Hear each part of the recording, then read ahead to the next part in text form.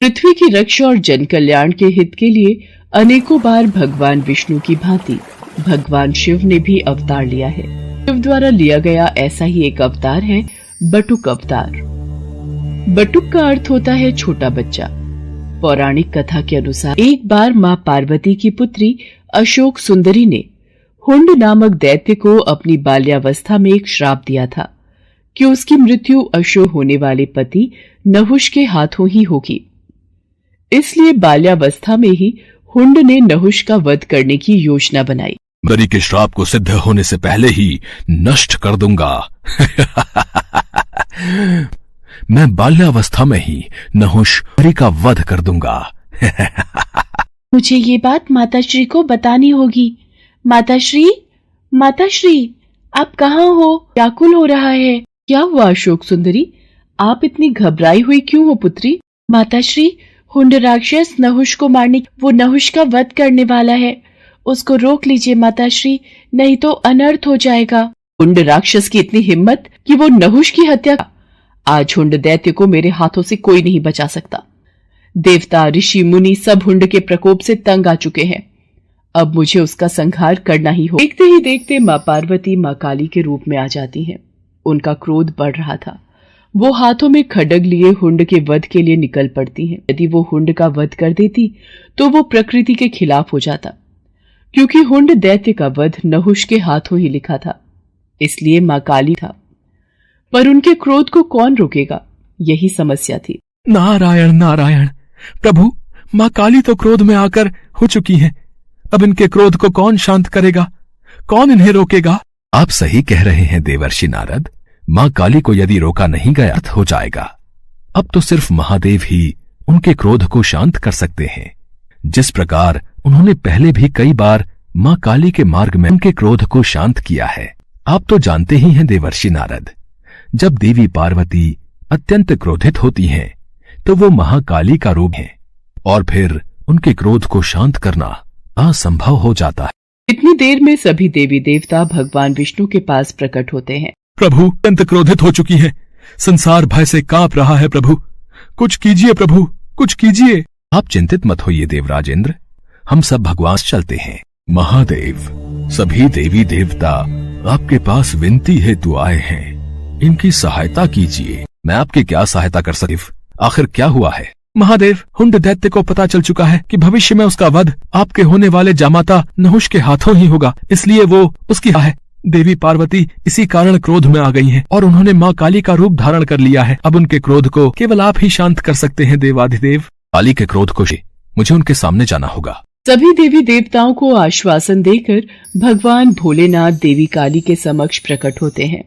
देवी का अग्नि में जल रही थी। वो भगवान शिव को अपने सामने देखकर विशाल रूप धारण कर लेती हैं और उनका क्रोध अत्यधिक बढ़ जाता है। शिव जी भी उन्हें रोकने के लिए अपना विशाल रूप धारण कर लेते हैं। रुक जाओ देवी पार्वती, शांत हो जाओ।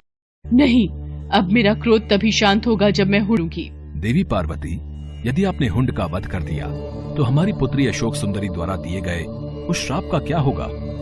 वो श्राप व्यर्थ जाए। आप उस श्राप की मर्यादा को कैसे भंग कर सकती हो? आप जानते हैं प्रभु, हुंड ने हमारी पुत्री और होने वाले जामाता को मारने का दुस्साहस किया है।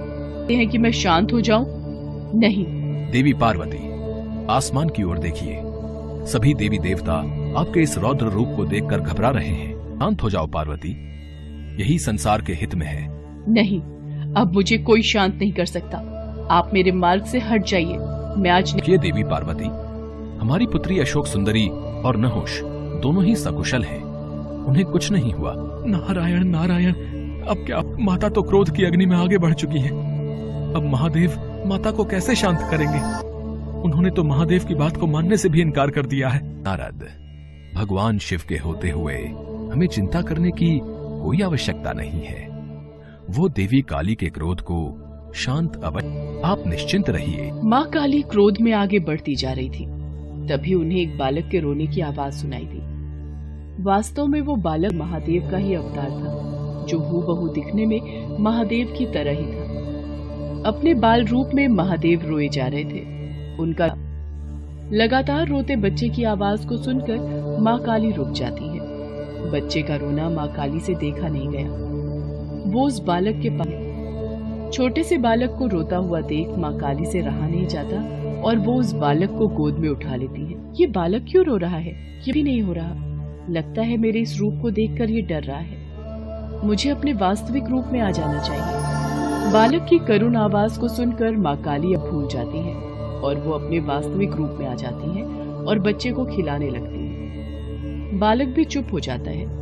तभी वहाँ पर देव और भगवान विष्णु सभी देवताओं के साथ प्रकट होते हैं। देवी पार्वती, ध्यान से इस बालक की तरफ देखिए।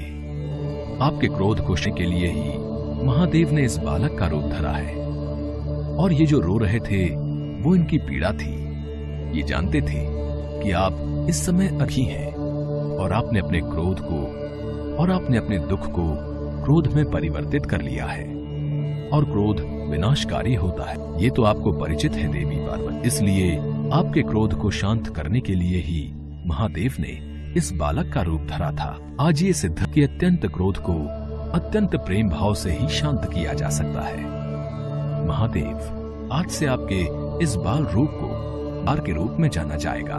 सभी देवी देवता भगवान शिव और माता पार्वती पर फूलों की वर्षा करने लगे। उस दिन से भगवान शिव के बटुक अवतार को भक्त